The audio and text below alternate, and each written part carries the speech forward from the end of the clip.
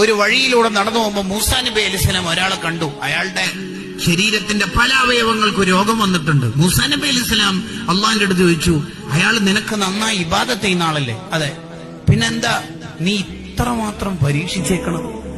ധാരാളം പ്രയാസങ്ങളുണ്ടല്ലോ. മൂസാ നബി അലൈഹി സ്വലാമിനോട് അള്ളാഹ് പറഞ്ഞെന്താ അറിയോ? പറഞ്ഞൊക്കെ ശരി തന്നെയാണ്, പക്ഷെ അയാള് സ്വർഗത്തിലെ വലിയ സ്ഥാനം ദറജ എന്നോട് ചോദിച്ചു. അതിന് മാത്രം ഒപ്പരിക്ക് ഒന്നുമില്ല കാര്യമായിട്ട്. അപ്പോൾ പിന്നെ ആ ചോദിച്ചത് ഏതായാലും കൊടുക്കണല്ലോ, പാവല്ലേ. അപ്പൊ പിന്നെ വലിയ സ്ഥാനം കൊടുക്കാൻ ഞാൻ മരണത്തിന്റെ തൊട്ടുമുമ്പുള്ള കുറച്ച് ദിവസം ഒരു അസുഖം കൊടുത്തു. അതൊന്ന് ക്ഷമിച്ചിട്ട് മുമ്പ് അതിലേക്ക് എത്തും. അപ്പൊ പിന്നെ നമുക്ക് ആ സ്ഥാനം കൊടുക്കുന്നതിന് പ്രശ്നം.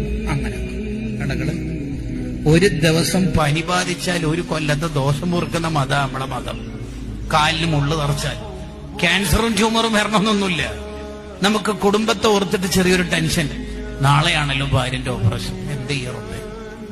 ഇത്ര ക്യാഷോ ആണല്ലോ. മക്കള് സ്കൂള് തുറക്കലായല്ലോ, യൂണിഫോമും ഇൻസ്ട്രുമെന്റ് ബോക്സും ടിഫിനും എല്ലാം പാടാകുമ്പോ അത്യാവശ്യം ചെലവുണ്ടല്ലോ. എന്ത് ചെയ്യും? അങ്ങനെ മനസ്സിൽ ടെൻഷനാകുമ്പോ പൊറുക്കുന്ന ദോഷങ്ങളുണ്ട് ഇസ്ലാമിൽ.